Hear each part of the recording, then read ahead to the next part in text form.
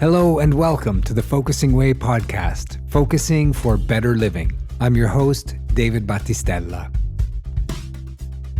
The wind has shifted, we have reset our sails and are exploring new horizons with a new focus on success, leadership, and all things interesting to have more clarity, more focus, and to live a considered life. Don't forget to subscribe on iTunes, Google Play Music, Spotify, and iHeart Radio.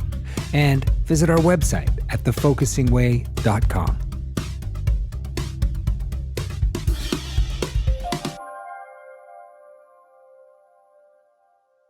Joining me now is Karen Liebenguth, my friend. And you are like the very first guest the podcast has ever had. And then when I sort of restarted things after a pause, we had another conversation. And now it seemed like a really good time to have another conversation. So I wanted to just start off by welcoming you again for the third time to our podcast. And it always feels like a new beginning, and it helps us measure how far we've come over all this time period. So it's very comforting to be able to come back and have a conversation with you today. Yeah, thank you, David. Yeah, I had forgotten about the very first interview. Wonderful. Yeah, I'm really happy to be here again. Yeah, so, I'm going to just start with a very broad question. And we're living through incredible times right now. You're in the city of London. I'm in the city of Florence, Italy. But I just want to ask you, from the point of view of a sense, what is happening? Yeah, what is happening? Yeah. No, I want to say I don't really know, of course. And of course, I have a felt sense, big time, that something is happening.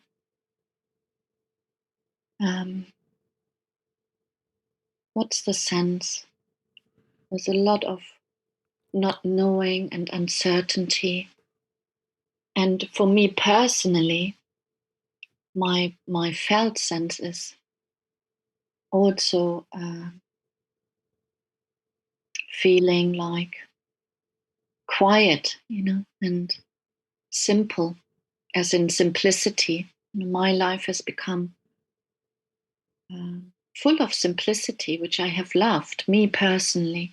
My life has become much more simple and quiet and interesting in a way because of the work I do.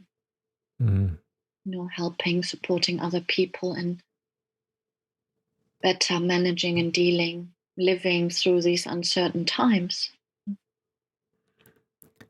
Let's just talk a moment about that work where you coach people and you do it in nature. And every time I think about you walking through parks, London parks with your clients, being in nature and having conversations and drawing on nature as part of the whole coaching process, it reminds me of when I read Steve Jobs' autobiography, where he's always walking. There's a point in the book where they're just talking about how much it's important for him to walk and to move and as I'm saying that, I can even see the images of him with his arm in a certain way, walking and in those sort of deep think kind of moments. Now, how has that changed in this situation for you? Yeah, during the first lockdown in the spring and summer, I couldn't see anyone outside because that was not what we could do during the first lockdown. So I moved all my coaching work online. But since June, I have been seeing people outside again in nature, which I think, has been very welcome by many people. I have also coaching clients who are not in London.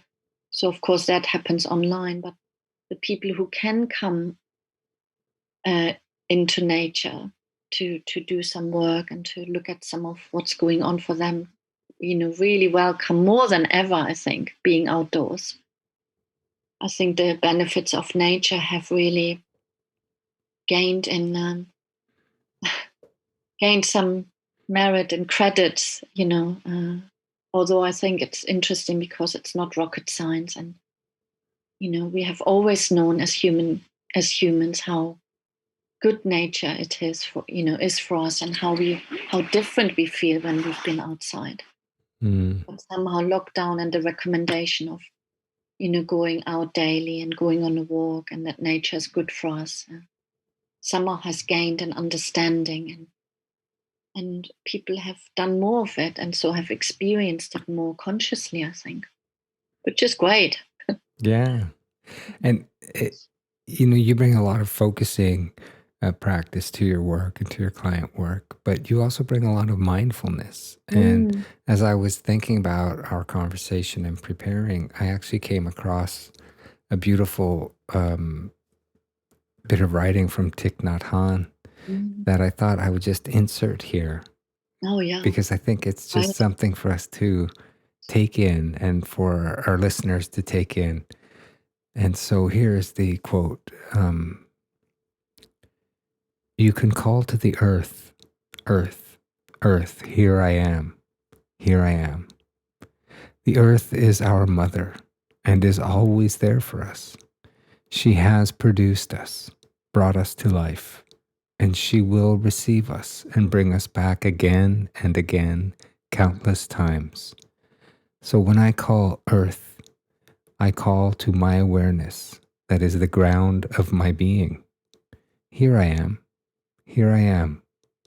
If you practice like this for a few weeks or months, you will begin to feel much better.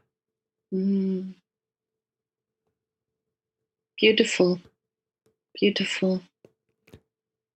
Have you had that experience with yourself and your clients? Yeah, yeah. Many times, many times. Yeah. And I think that is really what that sense of connection and, something bigger than oneself, something happening. I have had it many times when I'm in nature, particularly when I'm on my own. When clients come to me, I think this is why they come. They don't know it so consciously what they Mm. get from, yeah, being part of the earth or being in connection with the earth. But intuitively, they know it, that they are part of something much bigger, and that they are not separated. And that, often people come, which is such a beautiful moment, and we start walking, and I always walk on the grass across the land. I never Mm. stay on the path. And as soon as we do it, there is a slowing down happening. And sometimes people even stop, although it's, all we do is we walk across the land, the grass in an urban London park. Some of London parks are very beautiful, with ancient trees, so you can really get a felt sense of the, of nature. I mean, nature is everywhere, Mm. whether it's in London, in a small park, in a big park, in a back garden. We forget, I think, that nature's everywhere. Even Mm. when I'm sitting here talking to you in the house, but, that's we are in nature. Yeah, that sense of being enveloped by nature at Yeah, all times in yeah, every situation. yeah. Mm. But of course, when we are in nature, outside, there's nothing that separates us, no floor, no wall, no roof. So we are right there. And sometimes people stop, and they have this, they as though they need to check back. Yeah. Oh, check back with something, oh, with a feeling of, oh, this is good or something. That's what I'm sensing when I'm observing that in someone, who slows down when we start walking and talking, and they look around and take in beauty, and oh, this is good. Mm. Some grounding is happening, and sometimes people make this sigh, oh, yeah, I've arrived somewhere. Or I've let something go, even. Yeah. Like, as I put my feet on the ground through this park, what I'm leaving at my shoulders or behind me is whatever the world that I brought to this moment has been. What a lovely thing you create for people who Yeah. are exploring. And I just wanted to really ask about that. It's that question I have about over time now. You've been doing this for several years, and can you can you really feel a difference in those sessions when you're walking compared to the ones when you're just face to face or over technology? Yeah, I don't want to devalue, the sessions Mm-hmm. through, over virtual sessions, because a lot of good stuff happens Mm. virtually, because, just the fact that people can talk things through and we can explore things, it's very valuable. So I just want to say that. Mm-hmm. But yes, there is a difference in coaching people in nature and virtually. The whole quality, I think, of the conversation is different, because we are out there in open space under the sky, directly on the earth.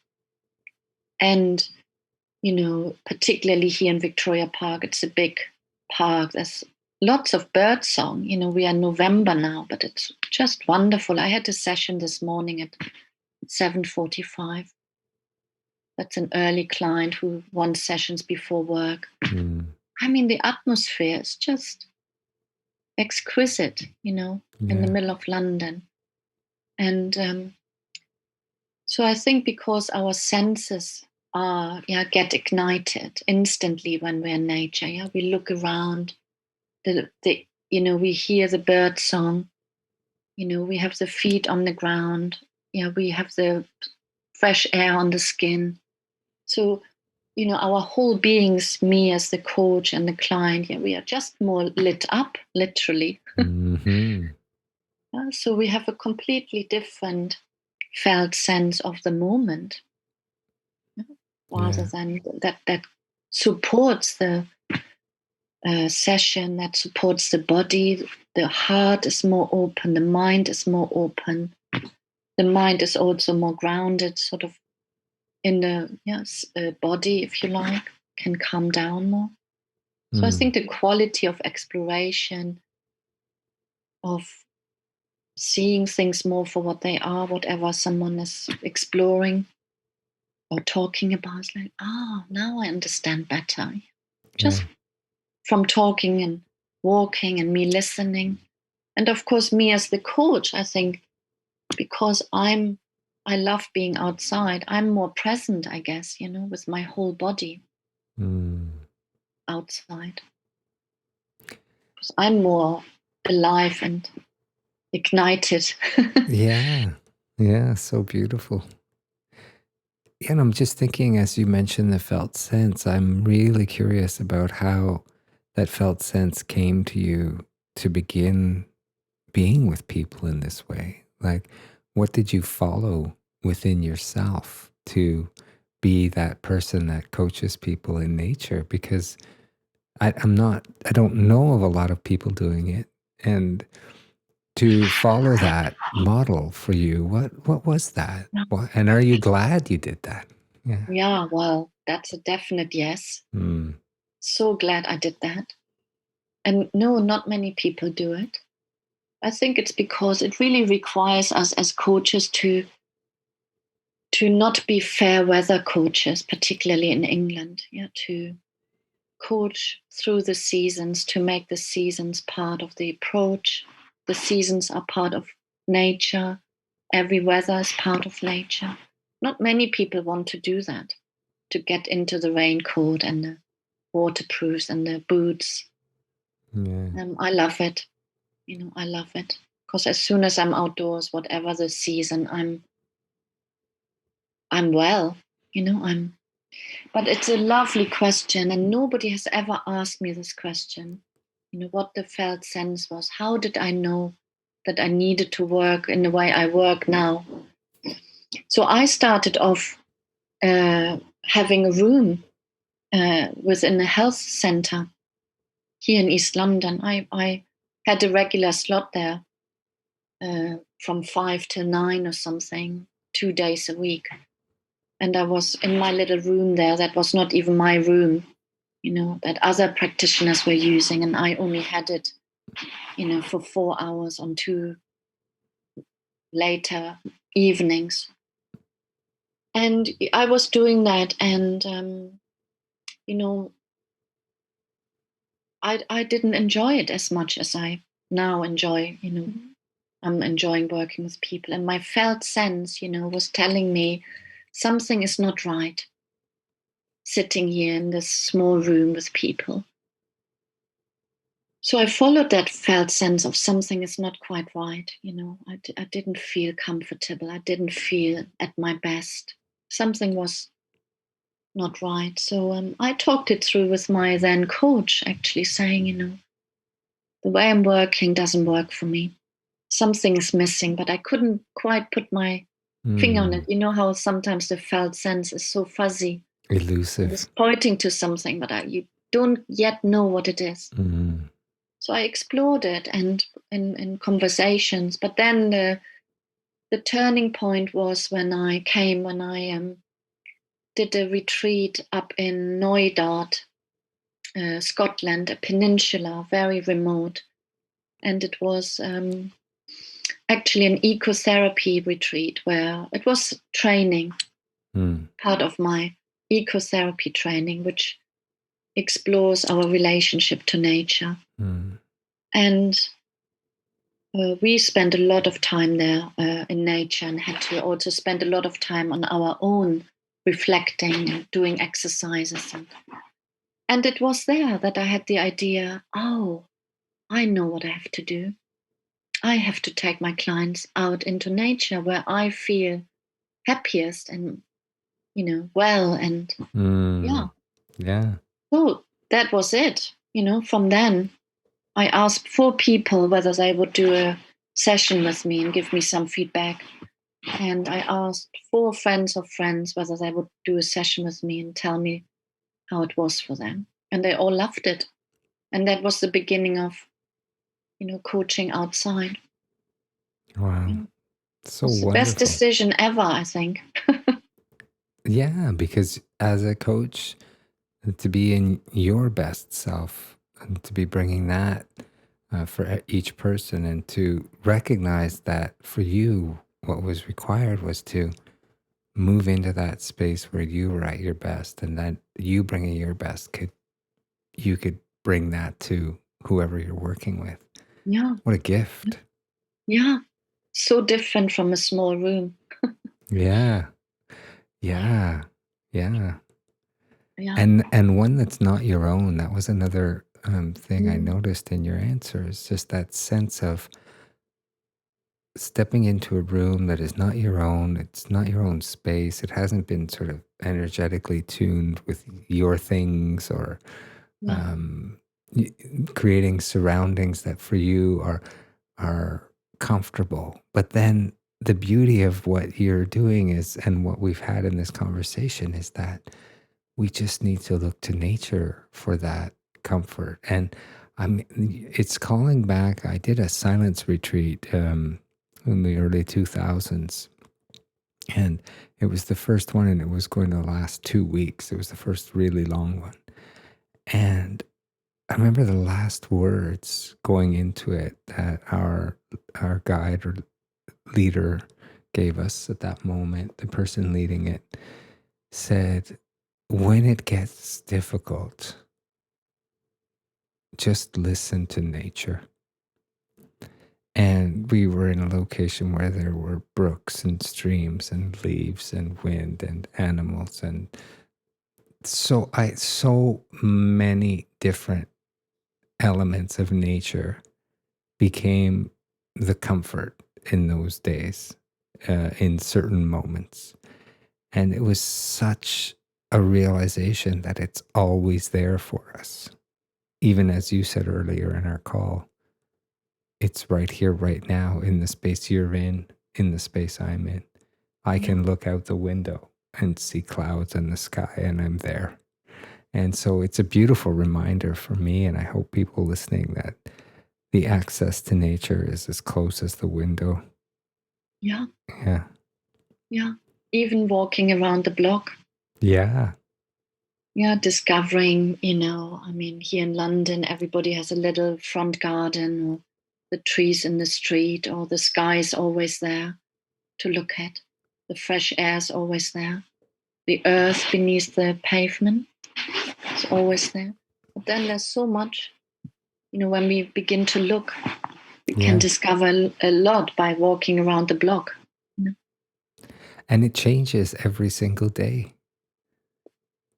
That's right. Especially if you're noticing the natural elements of that front garden, or whatever's, how the light is hitting it, how the rain is hitting it, how the wind is moving it, Yeah. how the color of it changes, how it's shifted. So much is in movement and in that energy, and Yeah. we can draw on so much of that. It's so beautiful.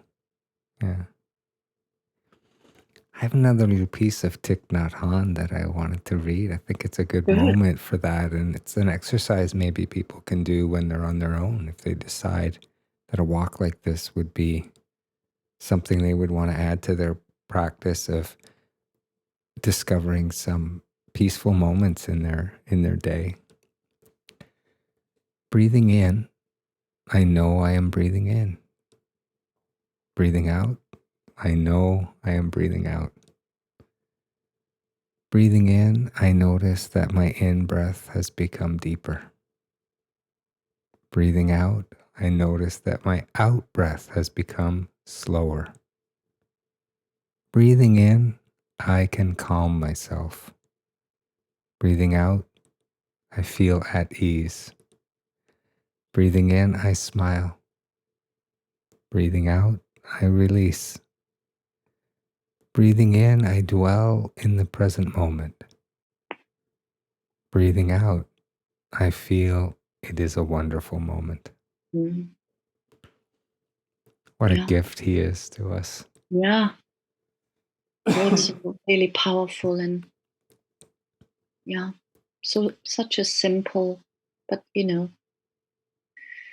simple practice. Remembering to breathe, Mm, to notice the breath is such a uh, yeah, task in a way. Yeah, it really can be. powerful. Take us back to the breath is actually can Yeah, be a real task. yeah. Exactly.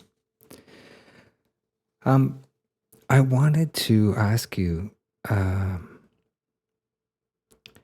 if you're noticing any sort of common themes that have come up, um, or if you do notice that in your work, that people are sort of coming with the same sort of, whoa, that's happening over there too. Not that you're sharing that with each other, but you as a practitioner, coach who are seeing many people, what common themes are you experiencing right now?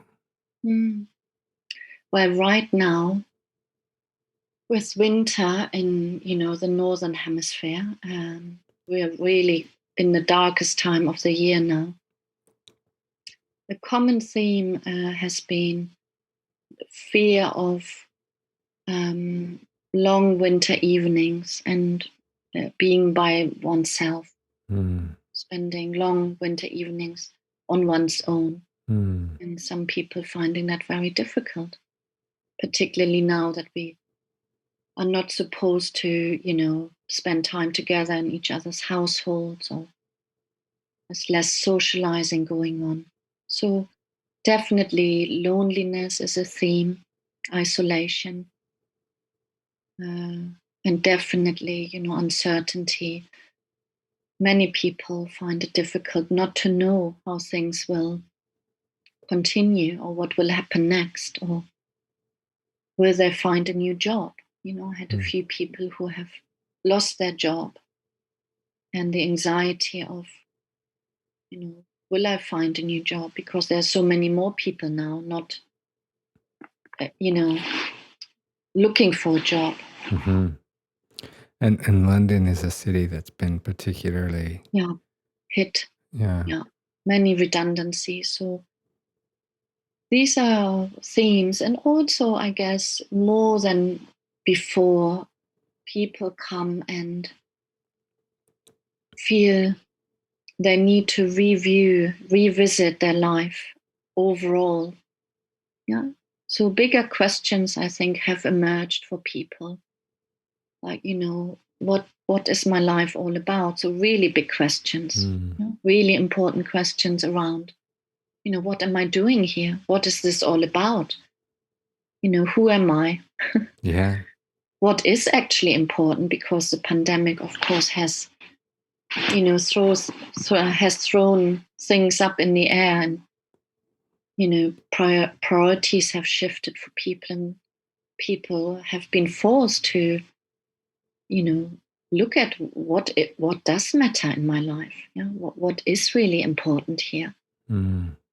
So these are themes. Yeah, Yeah. yeah. Yeah. That's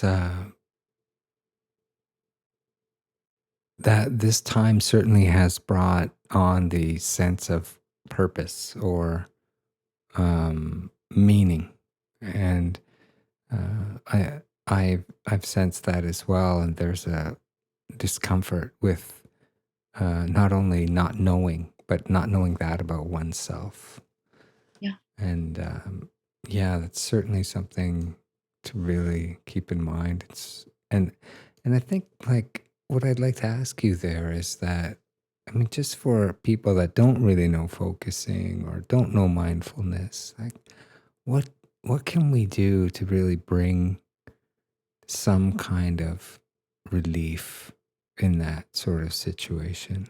What are you offering, or what are we looking for Mm, to assist people or to facilitate their wellness right now? yeah.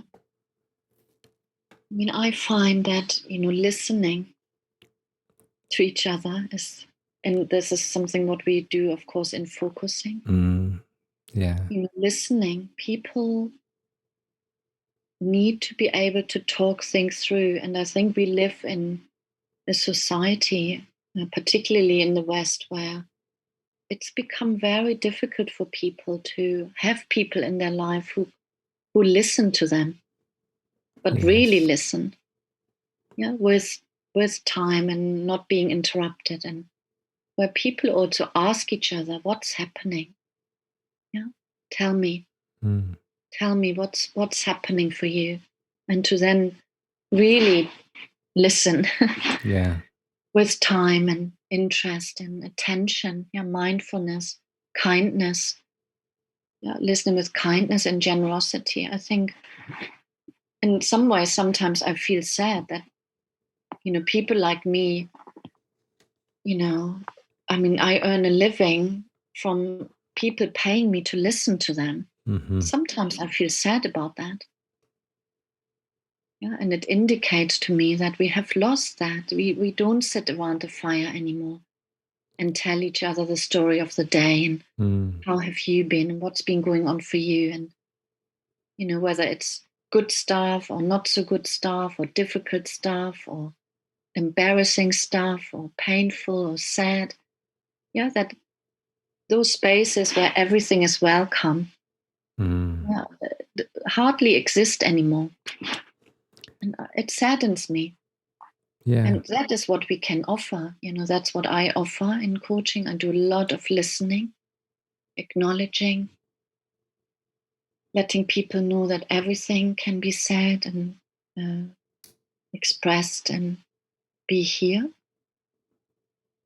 Yeah. Mm. I think that is such a beautiful bit of advice to, and, focusing really is a practice of being with another human being. That is the Yeah. fundamental start of it.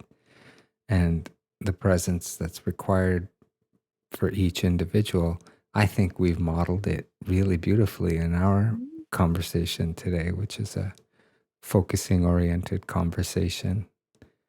And I think that even if one just had the intention to refine their art of listening, and I will just add, we live in a moment that everything requires a reaction.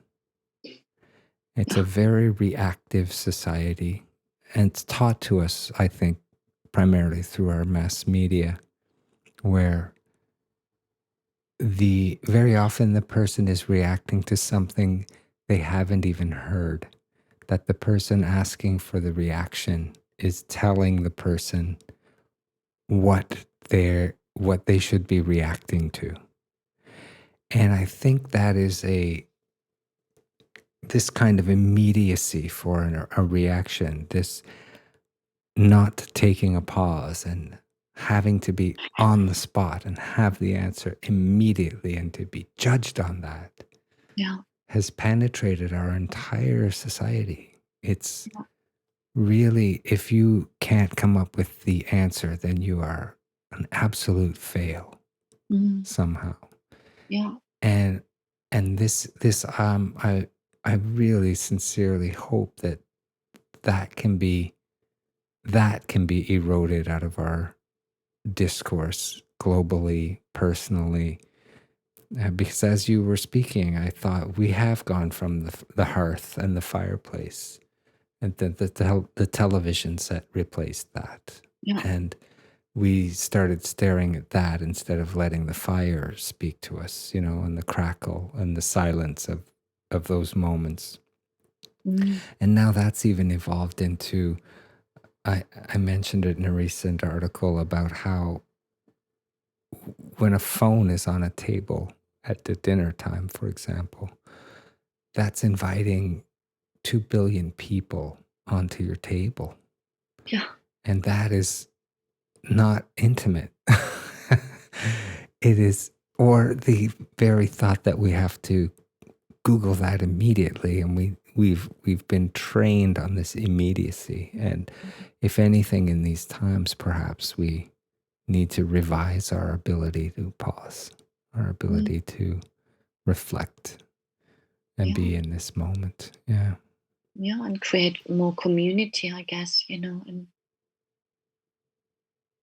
more yeah, connection with each other, more interest in each other rather than looking at the phone. I'm sad, so many times I see people sitting on a park bench together and they, rather than talking to each other, they look at their phones instead. yeah. Or at lunches or dinners Yeah. before this Yeah. situation, there are Mm. very many scenes of two people Mm. sit down together at a table and immediately, for me, one of the lonelier moments I witness, I speak because you brought up loneliness and the loneliness people are Mm. experiencing.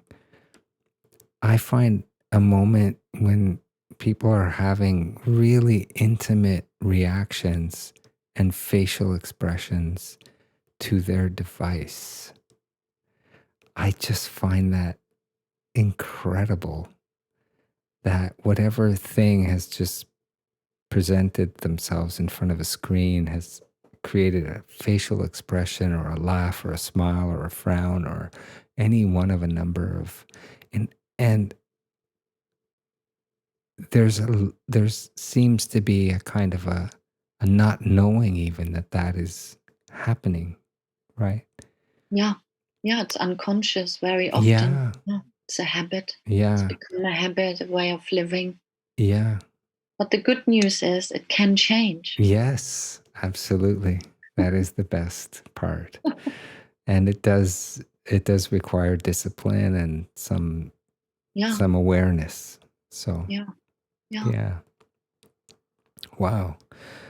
I'm really enjoying our conversation today, and I'm just going to ask you this just to close out our conversation, but because I think people, if they've listened to this point, can really understand perhaps why this is an important question, but I think I'll give you the opportunity to frame it. So, why should people move toward mindfulness? Mm,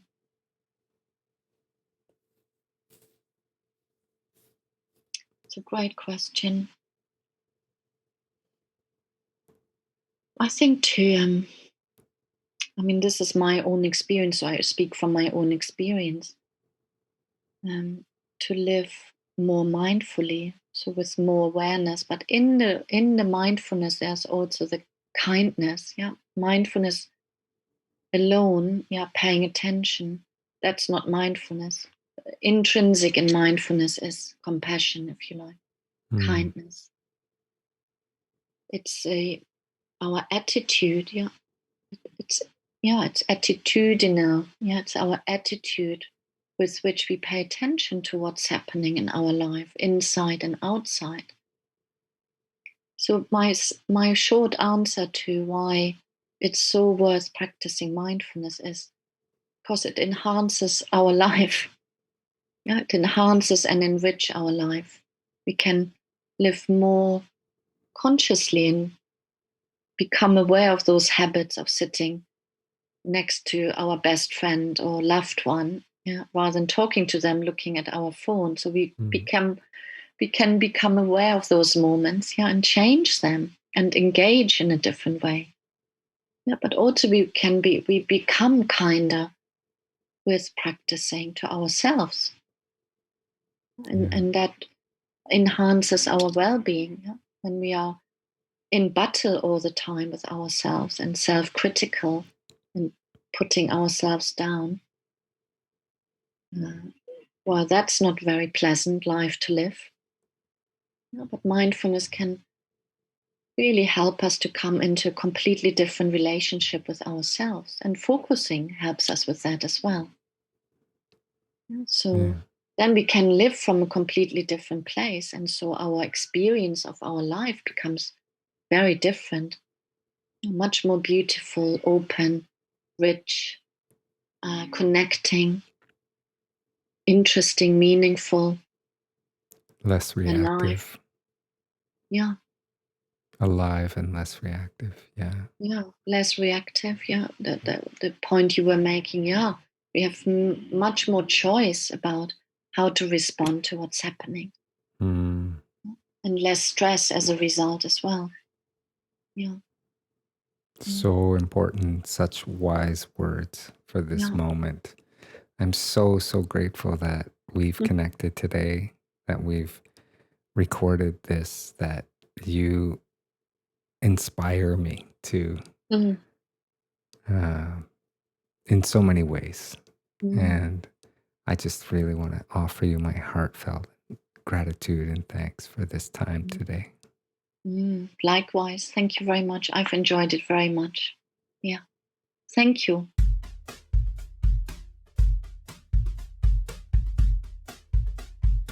Don't forget to subscribe on iTunes, Google Play Music, Spotify, and iHeart Radio. And visit our website at thefocusingway.com.